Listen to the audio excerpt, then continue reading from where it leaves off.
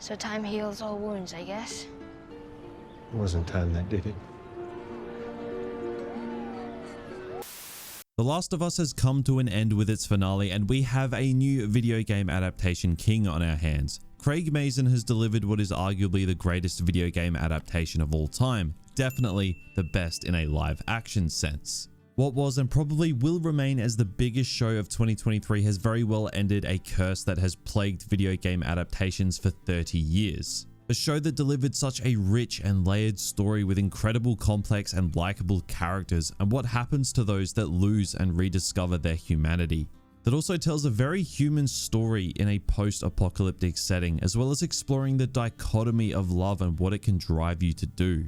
The Last of Us plays with such rich and unique concepts that separate it from the dead tropes of post-apocalyptic zombie films and shows that have exhausted their creativity.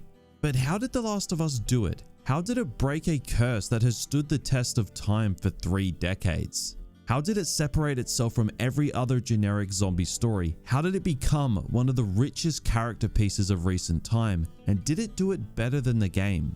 Well, let's dive deep into how The Last of Us not only broke, but absolutely destroyed the video game curse once and for all. But first, a word from today's sponsor. This video is sponsored by Clean My Mac X. Clean My Mac X is an all-in-one Mac cleaning app to help clean and optimize your Mac to help it run as best as possible. It deletes tons of junk and malware, uninstalls unused apps, and overall just makes Macs faster, safer, and more organized.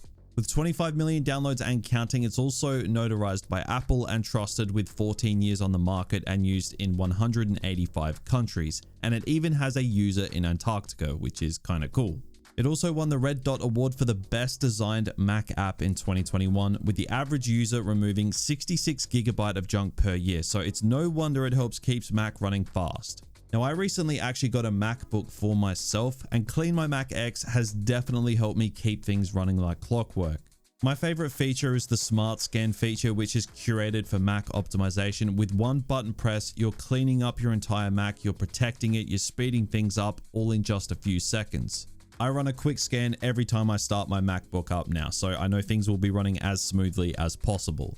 Now, they're also always improving their design, so you've got a really nice looking UI to navigate whilst helping your Mac reach its full potential, which is always nice. So be sure to click the link in the description below to try Clean My Mac X for yourself and organize and clean up your Mac to help it perform at its best. So check those links below, and a big thank you to Clean My Mac X for sponsoring this video. Now, in order to showcase how The Last of Us managed to break the video game curse once and for all, we need to dive into exactly what the video game curse actually is. Where did it come from? Why is it a phrase used so commonly? And does it actually even hold any merit in the first place? Well, the answer to whether or not it holds any merit has absolutely changed in the past 5 or so years. Nobody with an ounce of common sense would argue that. We've started to see a shift in quality of video game adaptations in the past half a decade. Now, I know for a fact that there are going to be a boatload of people that watch this video and say something like, "What do you mean The Last of Us broke the video game curse? Have you ever heard of Arcane or Cyberpunk?"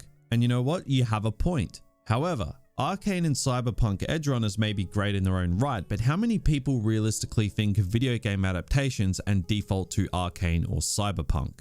I'm willing to wager not many in comparison to other mediums. Like live action, they're probably thinking of stuff like Uncharted, Mortal Kombat, Sonic, The Last of Us, even The Witcher. Arcane and Cyberpunk edgerunners are like a niche within a niche. So for the broader audience, this video game curse is absolutely still a thing, because again, the majority have no idea that these two shows even exist. Therefore, the stigma of the video game curse is alive and well. But yes, credit where credit is due, animated movies and shows adapted from video games seemingly work out better than live action adaptations. Now, there are several factors for this. You can obviously do things in animation that you simply can't do in live action. Suspension of disbelief is a big thing that live action adaptations have to deal with. You know, how can our protagonist mow down waves of enemies and still be believable like they are in the game? In live action, something like this is just much more difficult to pull off. Certain elements that make video games simply just translate better to animation than they do live action, which is why I believe animated adaptations like Cyberpunk, like Arcane, fare better than live action. So yes, the video game curse isn't as strong today as it was a decade ago, and in terms of animation, like I said, you could absolutely argue that the curse doesn't exist anymore. But when it comes to live action, which is the medium that the masses of filmgoers are watching, the curse is absolutely still a thing. Now, let's take a trip back in time over the past few decades. Video game adaptations rightly earned a bad reputation. 1995's Mortal Kombat pretty much carried the crown as the best video game adaptation for many people. And you know, looking back on it now, it's probably been dethroned a few times. And you know, you of course had the Resident Evil films come along, which were pretty popular, and I don't care what anybody says, those first two are great. But then you get your Super Mario Brothers, The House of the Deads, Blood Rain, Assassin's Creed, Alone in the Dark, Street Fighter, Max Payne, Silent Hill, Tomb Raider, Doom. Like, I could go on and on and on. Dozens upon dozens of sometimes well financially backed video game adaptations that turned out absolutely terrible. Like, the best thing you could probably say for a lot of the better ones are, yeah, they're average. So when average is your best rating for one of the better video game adaptations, then yeah, there's a problem there. Like, while researching for this video, I stumbled across a website that had the 41 worst video game adaptations of all time, and legitimately, the best ones still feature on that list. So even the best ones are still copping heat to this day. And even if we look at the top 10 best video game adaptations on Rotten Tomatoes, guess what's in the top 10? Halo. Yes, you read that correct. According to critics, the Halo TV show is in the top 10 video game adaptations of all time. So yes, the video game curse is still very extremely real. Now, these countless terrible adaptations helped coin the phrase video game curse, and this has been a very real thing for a very long time. The reasons for poor video game adaptations range from filmmakers that know nothing about the source material, to out-of-touch studio executives thinking they know what's best for pre-established IP, low budgets, poor acting, terrible special effects, scripts that suck out any of the charm that the game had, and the list goes on and on. But one major and rather overlooked and unknown reason that most video game movie adaptations in the 2000s were terrible was actually because of a tax loophole in Germany. Yes, because of a tax loophole.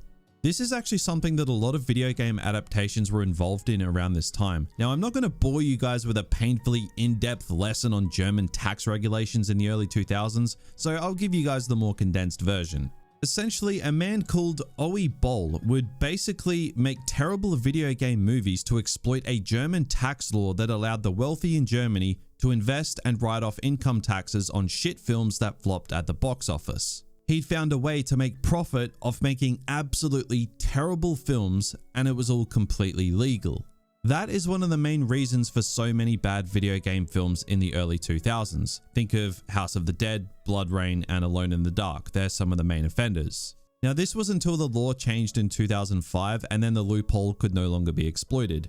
But weird tax loopholes aside, a lot of it just came down to the fact that some video games just don't lend themselves to have a story told in the filmmaking medium.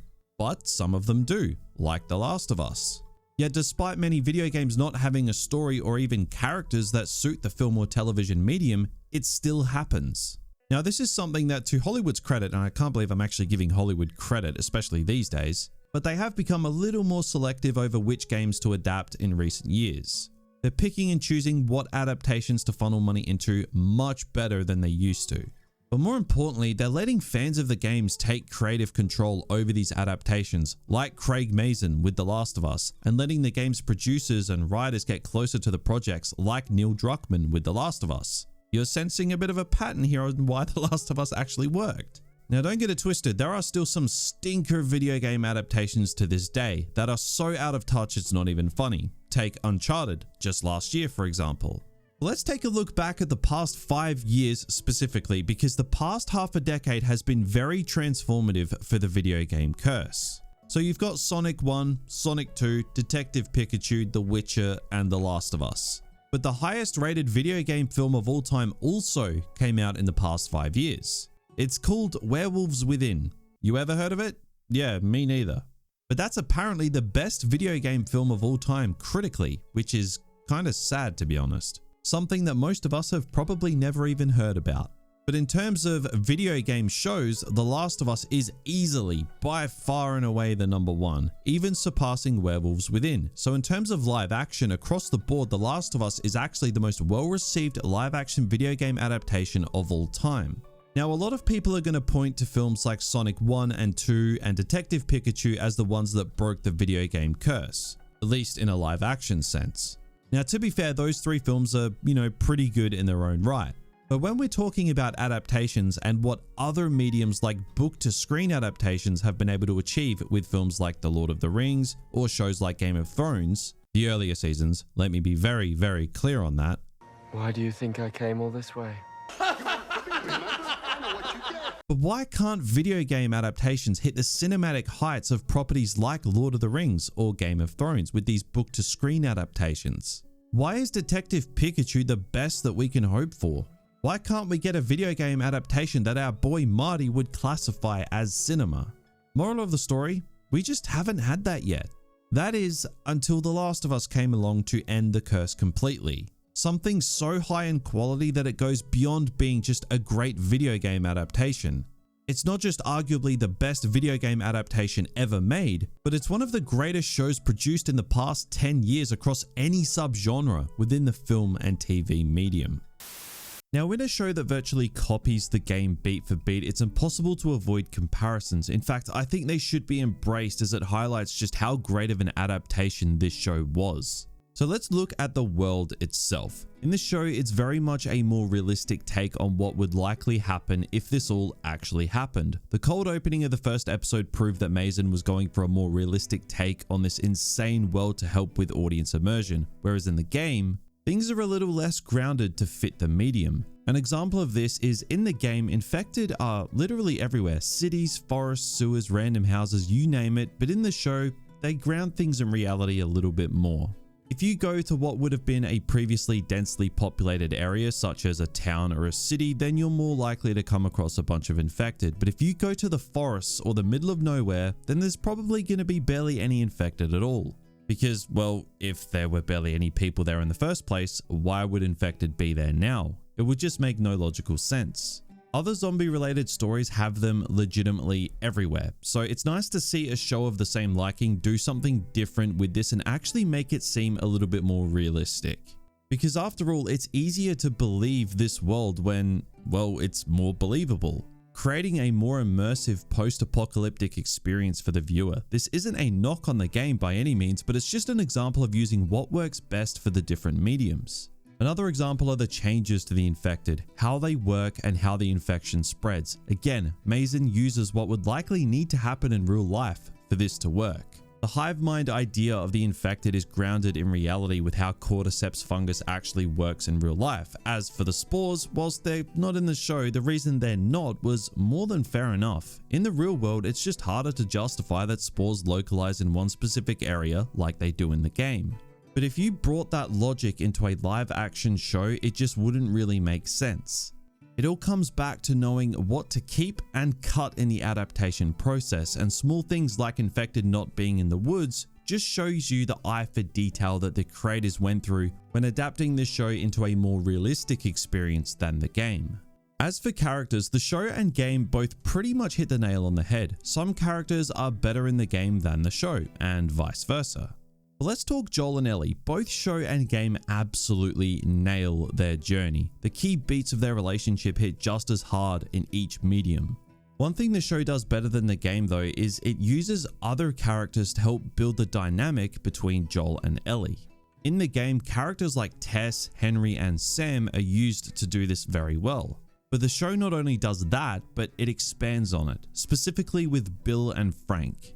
Now, there were a lot of very sad people that review bombed the Bill and Frank episode because apparently, anyway, it was filler and sidetracked things and didn't progress Joel and Ellie's story, even though it very clearly did and made a very clear point of spoon-feeding you why this side story was important to Joel specifically. But Bill and Frank's little side story was the true moment where Joel really opened up to the idea of protecting and saving Ellie. At the beginning of the episode, he's closed off to Ellie still. But at the end, you start to see a different side to him after he hears Bill's letter. We see this in the car scene. Bill's letter showcased the parallels between himself and Joel. Bill talks about how much he hated the world and everyone in it, but then he found someone worth saving and that people like him and Joel have a job to do, to protect. When this specific part of the letter is read out by Ellie, the camera intentionally lingers on Joel's static face for about 20 seconds without cutting away to really hone in on just how important this information is for Joel's character. Yet again, despite this, people say this episode was pointless filler. It truly blows my mind, like it really does. We saw Bill and Frank's relationship over the course of the episode, so this moment carried more impact for Joel's character.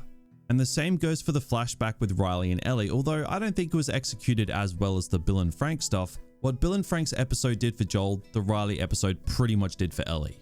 Now we also see strong parallels throughout the series between Joel and Ellie and how each of the two act at the beginning of the show and how they act at the end. Once Joel fully accepts Ellie as something much more than just cargo, we start to see him open up a little bit more. In the early episodes, Ellie is always the one driving conversation. She's the one who won't shut up, whilst Joel stays mute. But in the finale, Joel is the one driving the conversation, whilst Ellie is silent. As Joel's obviously opened up to Ellie a lot more and found something worth actually protecting and living for, whereas Ellie has become more emotionally damaged across the journey. They've essentially swapped. It just highlights how far the two of them have come, and it's followed up by an incredible scene where Joel makes it clear to Ellie that he now has purpose. And they really allowed the journey to that point to not be a straight line either. We see in Jackson, Joel is wrestling with the idea that he's allowing himself to get closer to Ellie, and when he comes to that full realization, he doesn't hesitate to let Tommy continue taking her. He cares, but he's afraid of a repeat of the past. When Ellie brings up Sarah, Joel immediately puts that wall back up that had been slowly getting chipped away in previous episodes, in, to be honest, one of the best scenes of the show. But when Joel becomes gravely injured and Ellie manages to keep him alive and then they cross paths again after Ellie's been through hell with David, he doesn't let that wall go back up again like he did in Jackson. He embraces it and lets Ellie basically in as his surrogate daughter. Now I binged through the entire show again after the finale, and there are seriously so many key moments where you can just keep peeling back the layers of character depth with these two, and it's honestly such high tier character work. The show also expands on Marlene's character to help make Joel and Ellie even more compelling, which, to be honest, they really had to do that. Reason being, in a game, we are the character, so we're naturally more engaged with them. Shows don't have that luxury. It comes back to games being an active experience and films and shows being a passive experience. So films and shows, they've got to work a little bit harder to make us care about the characters, so they need to be adding more to them. Again, they do this through Marlene. We see more of her side of the story, why she's so attached to Ellie. It gives Marlene and Joel incredible exchanges in the show that hit harder than they do in the game, because again, the parallels between the characters are there. We see why Marlene cared about Ellie, which we don't see in the game. So we now have the context for what Marlene is willingly giving up by allowing the doctors to kill Ellie to find a cure, whereas Joel simply can't do that because of what he's been through. This show is very smart in how it uses other characters to just build up and complement Joel and Ellie. The show does it with Henry and Sam as well. They do it virtually identical to the game, and that's why it's so strong. So this wasn't really something they added to the show with original material like with Bill or Marlene, but the Henry and Sam stuff in this show was just as incredible as it was in the game. Now look, I have been singing the show's praises and how it builds on the incredible foundations of the game, but there are a few things that the game just does slightly better still. Now this only really became apparent to me in the finale. The fact that the finale was the shortest episode of the season does leave me feeling a little bit confused. Whilst I love what they managed to cram into that 43-minute runtime, that means the finale was just under half as long as the pilot. It could have benefited from the extra time to let the major beats of the episode breathe a little bit more, because I felt like some moments of the finale were a little rushed in comparison to the show's pilot specifically. In the pilot, they took their time with telling you everything that was going on, but in the finale, it just kind of felt like they were just rushing through. Now look, I understand why Joel's rampage didn't go on for 30 minutes or something like it would in the game. It harkens back to them making things a little bit more realistic. The longer Joel takes everyone on, the harder it is to believe that he's, not going to get himself killed. But overall, the show's finale just felt like a super potent but very condensed version of the game's iconic finale. Again, it was great, but I feel like it could have used an extra 10 to 20 minutes to really let those major moments linger instead of powering on through. To be honest, the entire show could have benefited from an extra episode and really allowed the extra runtime to supplement the missing gameplay element that the show just doesn't have.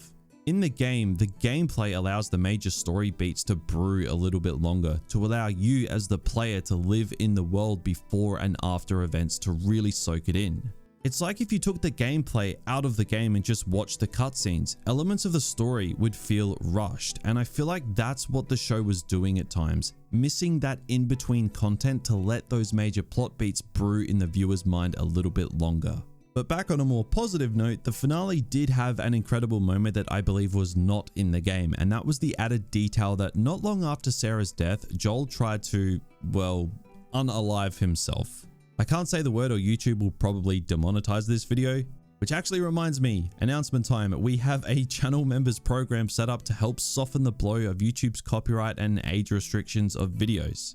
So become a channel member through the join button below if you wish. Anyway, self-promo aside, this added detail of Joel's failed S-word hit like a ton of bricks. The scar on his head wasn't because someone shot at him and missed, it was because he shot at him and missed. It really just highlights just how broken Joel was after Sarah's death.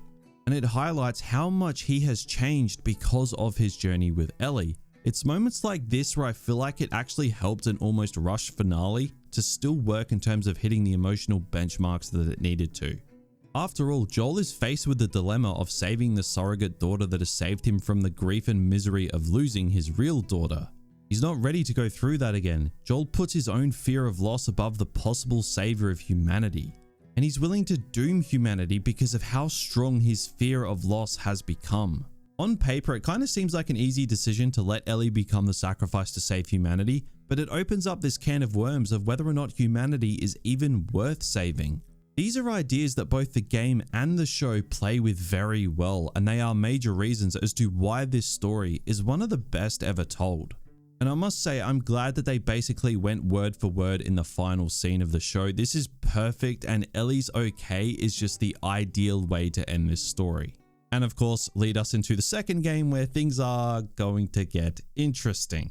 Now, if I was to put the game and the show side by side and say which one is better, it's honestly not even possible to do it. Because both excel at telling the same story, but for very different reasons. If you want a richer, grounded world for this story to take place in, then the show is probably for you. But if you want the action, the infected, but still want that same perfect story, then the game is your best bet. There is no right or wrong answer. If I'm going to be a Sith and deal in absolutes for a second without getting too hung up on specifics, I still think the game is the best version of this story, but man, it is close, and that's a triumph in of itself. Now, when it comes to adapting a video game to a film or TV show, I honestly don't think it could have come more naturally than with The Last of Us.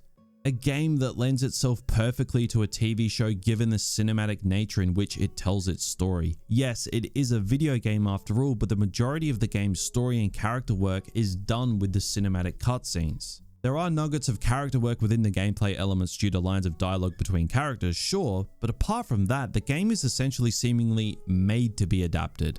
Now, the key as to why the show was able to adapt the game so well is because Craig Mazin understands what this story is really about. It wasn't about a dude and a kid fighting off hordes of zombies like a lot of people seemingly thought it was. No, it's a very human story in a post-apocalyptic world.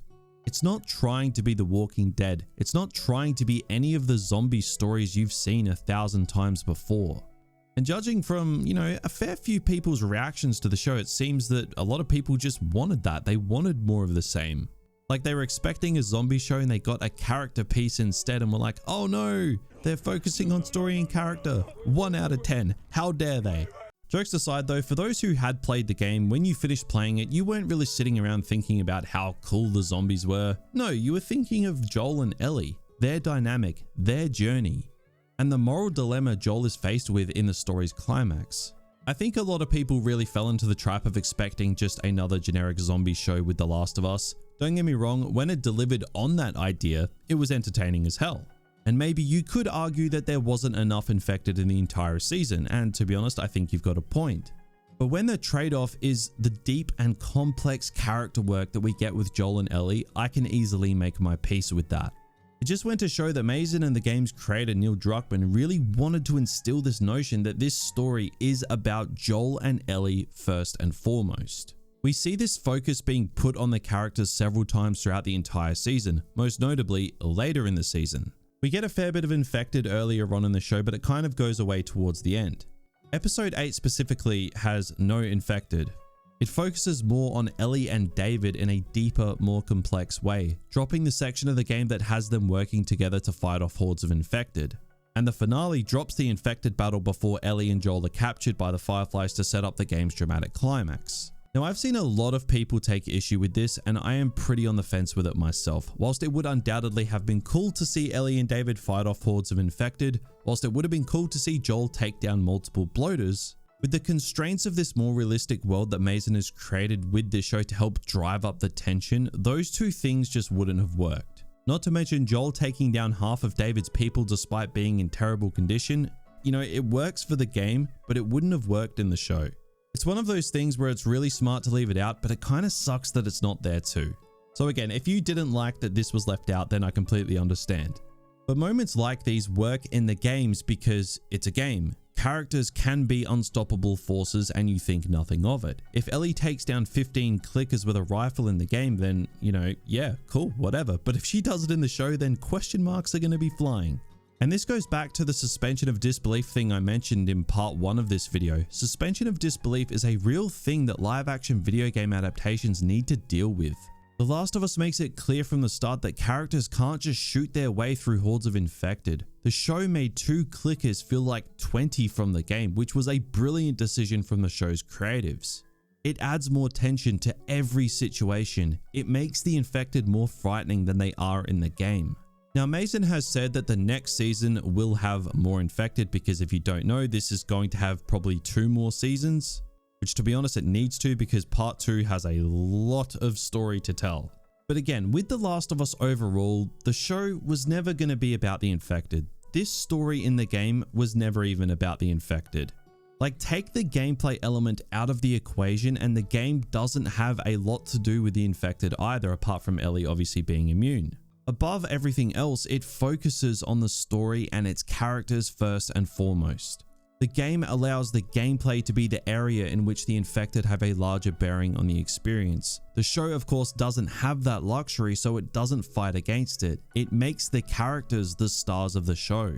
We have episodes where there are genuinely no infected, and that's fine because we get to hone in on these characters even more, and each character is so deep and rich with so many layers to peel back. Now, one issue people had with the show is that it rushes things a little bit. Certain story beats don't get as much time as we might have been hoping for. The final 2 episodes had a lot to do. When I realized there were only 2 episodes left, and obviously having played the games, I knew it was everything going on with David and then the game's dramatic climax. I thought there was just too much there for the show to have to deal with in such a short time frame. Episode 8 silenced that worry for me. However, the finale did bring it back. Episode 8 was the show's penultimate episode and was maybe my favorite episode of the entire season despite my initial concerns. Cutting out Ellie and David's fight against the infected was a smart omission. It never really had an everlasting impact on them as characters and was purely just to create a cool set piece for the game. Leaving that out left more time for us to focus on David and why he is probably by far the most inherently evil character in the show. We first see David and he seems like a nice guy, but you keep peeling back the layers and everything about him just becomes increasingly disturbing. He's a master manipulator and willingly allows a daughter to eat her own father. Like, that is actually so messed up. The reveal of David and his people being cannibals was also incredibly nuanced. Instead of making it cartoonish, they set it up as if it's deer meat, but then have David drag the deer in after they've been eating. It was a really disturbing way of conveying information without dialogue. There are several small details like this that let you unravel how messed up David is throughout the episode with just visual storytelling, such as the fact that David has larger rations when compared to everyone else. This says a lot without saying anything at all. To add to how disturbing David is, they also make it clear that he is a P-word. I can't say that word either or I'll get demonetized. Again, become a member today. But David is just pure evil, but he hides behind the facade of this good and righteous man, but in reality, there is a monster underneath that Mazin slowly brings out as the episode progresses, and I must say, David in the show is better than he is in the game. I will die on that hill. Overall, in terms of characters, the show just managed to adapt so many of these major and minor characters flawlessly. Whether it was Sam and Henry, Bill and Frank, Marlene, Tommy, you name it, each character had all the key beats that made them great in the game, translated straight to the show. But every single one of them also had things added, making them deeper, more complex and layered characters. And most of the main story beats hit their benchmarks as well, with some truly expanding beyond what was set in stone in the game. The extra fleshing out of the world, the extra information on the infected, how they work, how the infection spreads, and what the current state of humanity currently is. There are honestly so many ways the show perfectly adapted elements of the game. It borrowed what works for the medium, but was more than willing to cut out what simply just doesn't translate, avoiding a major mistake that many video game adaptations just don't avoid. Overall though, The Last of Us is a truly groundbreaking video game adaptation. Whilst previous live action adaptations like Sonic and the likes managed to chip away at the stigma of video game adaptations being bad, The Last of Us completely killed it off for good, for everyone to see. Whilst there are some tiny drawbacks, Craig Mazin has managed to create something truly special with The Last of Us. Although it could have used at least one more episode to let certain story elements have more time to breathe, it didn't fail to replicate major themes of the masterpiece of a game. But it also managed to add elements that we never even thought that we needed, pleasing fans of the games and newcomers alike. I'd firmly consider The Last of Us as the best video game adaptation of all time. At least in a live action sense.